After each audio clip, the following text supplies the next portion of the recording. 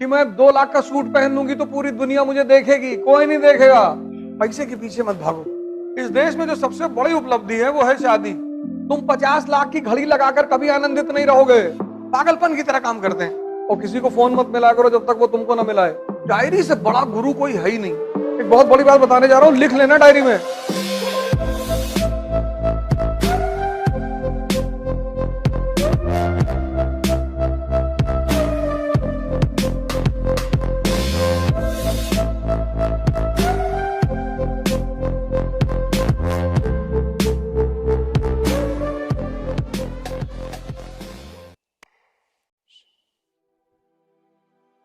तुम किताबों को अंडरलाइन मत किया करो।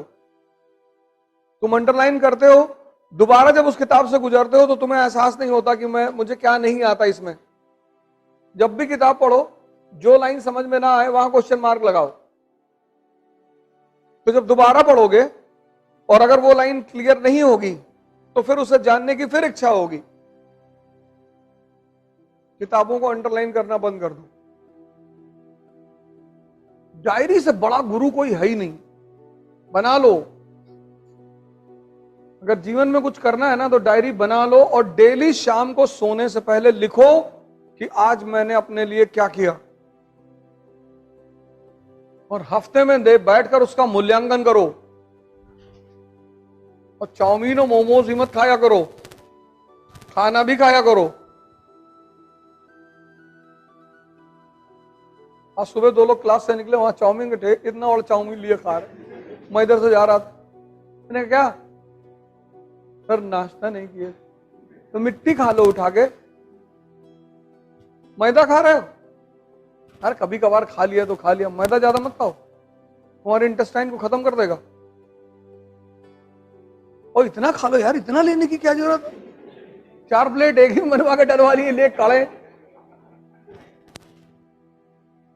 और जब तुम्हें लगे कि तुम्हारी जबान स्वाद की बहुत लालची हो गई है, जबान खतरनाक चीज है ना, तो नीम की पत्तियां तोड़ के जेब में रख लो। और जब ये कूदे कि टिक्की खिला दो, एक पत्ती निकाल के मुंह में डाल लिए, लो खा लो टिक्की।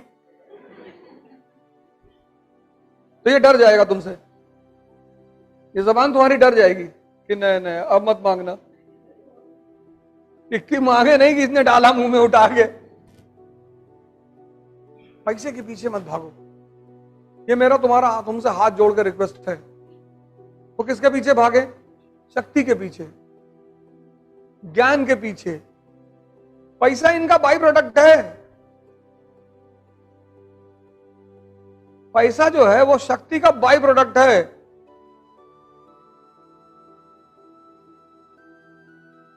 तुम सड़क पे जा रहे हो और तुमने बुलेट उठा ली दोनों हाथ से। कानपुर के सबसे रईस लड़की तुम्हारे बगल से गुजर रही, उसने देखा, बोले अरे ड्राइवर गाड़ी रोको जरा।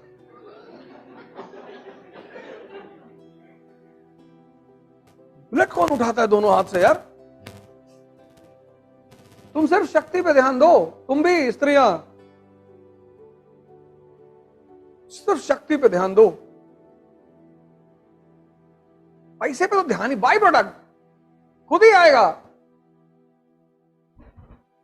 खुद ही आएगा खुद। सर जितने लोग पैसा कमाने के पीछे परेशान है उनका हाल है राकेश झुनझुनवाला की तरह। हार्ट अटैक का, रेनल डिसऑर्डर, सिपॉटी रुकी नहीं रही थी। रेनल डिसऑर्डर दुनिया की सबसे गंदी बीमारी। सोचो क्या कंडीशन रही होगी, शरीर से मल बहा जा रहा है, रुक ही नहीं रहा। 40,000 करोड़ नहीं, डिफिशियंसी है ना। जैसे मैं देखता हूं कुछ लोगों को पागलपन है, पागलपन की तरह काम करते हैं। न शरीर पे ध्यान देंगे, न खाने पे ध्यान देंगे। ये पूरा जीवन तुम्हारे ताकत पे चलता है। शक्ति पे ध्यान दो, ज्ञान पर ध्यान दो, पढ़ाई करो। तुम मत टेंशन लो। तुम घड़ी नहीं पहने हो 2 करोड़ की तो क्या फर्क पड़ता है? तुम्हारे साथ 2 आदमी हैं टाइम बताने वाले, उनसे पूछ लो। हाँ, शक्ति इतनी होनी चाहिए कि तुमने फोन कर दिया, तुम्हें गाड़ी चाहिए, दिल्ली जाना है, 4 गाड़ियां चाहिए, तुमने फोन कर दिया किसी को, जयसवाल जाओ, हाँ साहब, 4 गाड़ी लिया ना सुबह। जी भैया। खड़ी, तुम क्या खरीद रहे हो? उसका मेंटेनेंस, उसका साफ सफाई, उसका टायर, उसका ऑयल, सब चिंता तुम्हारी। तुम सिर्फ पढ़ाई पे ध्यान दो। इसलिए तो मैं तुमसे कहता हूं, इस आंख को खोलो, यहां से देखो, यहां से विवेक को पैदा करो, तुम्हारा जीवन बदल जाएगा। तुम नाहक में परेशान हो। 2 साल मेहनत करो चपक कर बैठकर, दुनिया से कटाव हो जाओ। माँ बाप को छोड़कर किसी से बात मत करो। कोई ज्यादा टेंशन करे भगा दो, किसी के पीछे मत भागो, और किसी को फोन मत मिला करो जब तक वो तुमको ना मिलाए, चाहे लड़का हो चाहे लड़की। पढ़ते वक्त फोन स्विच ऑफ कर दो, और पढ़ने में डिस्टर्ब करो उसको घबर में बुला के खूब पीटो पहले। हाँ, कोई बीमार है तुम्हारा रिश्तेदार, तुम्हें उसकी जरूरत है, चले जाओ उसकी मदद कर दो। ये सब मानवता है। मानवता मत छोड़ो, लेकिन बेवकूफियां मत करो। बड़े वाले फूफा आए, नीचे बैठे हैं, 4 घंटे उनके साथ बैठे हो, नहीं तो नाराज हो जाए, नाराज भागोगे, जाओ अपने घर। यहां आके कौन बोला था बैठने के लिए? अपना काम करो चुपचाप। सब लोग अपने आप को कृष्ण से जोड़ते हैं, कोई कंस से अपने आप को जोड़ता है? तुम ताकतवर हो जाओगे, तुमको भी लोग भगवान मान लेंगे। कोई कहता है भैया हम सुदामा बनना चाहते हैं। सब कहानियां इसीलिए बनाई गई थी कि तुम इनसे सीख लो। तुम गाना बना देते हो उस पे, अरे द्वारपालो। तुम्हारा अजीब रहता है यार, तुम सीखने के बजाय तुम उस पे गाना बना देते हो कि कन्हैया से कह दो कि दर पे सुदामा गरीब आ गया, फिर तुम उस पे नाचते हो गांजा उंजा पी के कि भैया मजा बहुत आ रहा है। तुम्हारा यार अजीब रहता है दुनिया में। मान लो तुम्हारे पास आईफोन 11 है और तुम वापस कहते हो कि यार आईफोन 14 प्रो दिला दो। पूछेंगे क्या काम है? तुमने कहा उसमें चेहरा देख बड़ा गोरा दिखाई पड़ता है। तो कहेंगे कि यार फालतू क्यों पैसा लुटा रहे हो, तुम्हारा काम चल रहा है ना।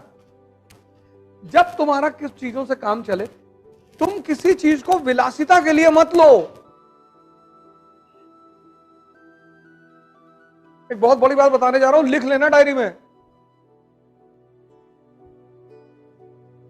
दुनिया को समझने के लिए 2 भागों में बांटा गया है, एक चैतन्य और एक जड़। चैतन्य, चैतन्य मतलब कॉन्शियस, और दूसरा जड़। जैसे कुर्सी है ना, ये जड़ है और तुम कॉन्शियस हो। सुन लेना, बहुत बड़ी बात बताने जा रहा हूं, तुम पैसा ज्यादा वेस्ट करते हो। अब इस चैतन्य को आनंद जब भी आएगा तो चैतन्य से ही आएगा, जड़ से कभी नहीं आएगा। तुम 50 लाख की घड़ी लगाकर कभी आनंदित नहीं रहोगे। वो भ्रम है तुम्हारा कि मैं 2 लाख का सूट पहन लूंगी तो पूरी दुनिया मुझे देखेगी। कोई नहीं देखेगा। तुम जब भी तुम्हें दुनिया देखेगी, तुम्हारे कर्मों से देखेगी। तुम तेंदुलकर बन गए, तुम अरुंधति रॉय बन गए, तुम कलाम बन गए, तब दुनिया तुम्हारी तरफ देखेगी। और वैसे अगर देख रही है तो मजाक उड़ा रही है तुम्हारा।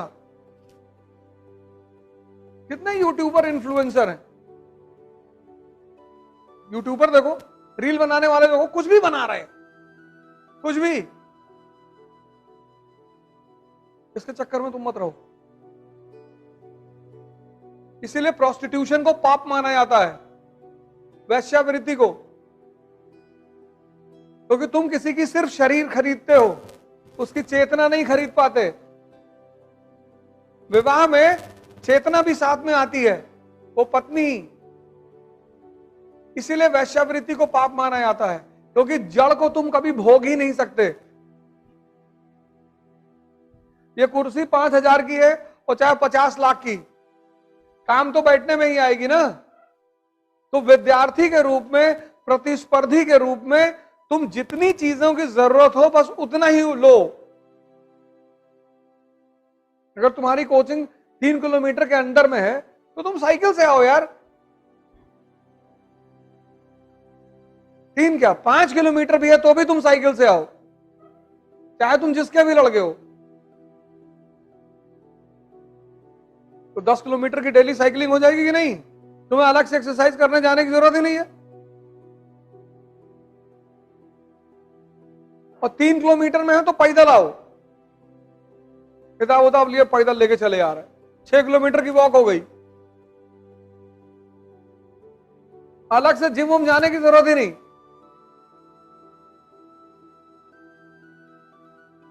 मैंने कहा ना, हमारी शिक्षा प्रणाली ने सिर्फ परसेंटेज को लेकर पढ़ाया बच्चों को। पढ़ लो, आईआईटी क्वालिफाई कर लो, मेडिकल क्वालिफाई कर लो, बस नौकरी कर लो, तुम्हारी शादी हो जाए। उससे बड़ा दुनिया में इस देश में कोई सपना ही नहीं है। जैसे हर आदमी सिर्फ शादी करने के लिए पैदा ही हुआ है। इस देश में जो सबसे बड़ी उपलब्धि है वो है शादी। माँ कहते हैं कि भैया और तुम्हारी शादी कर दें किसी तरह।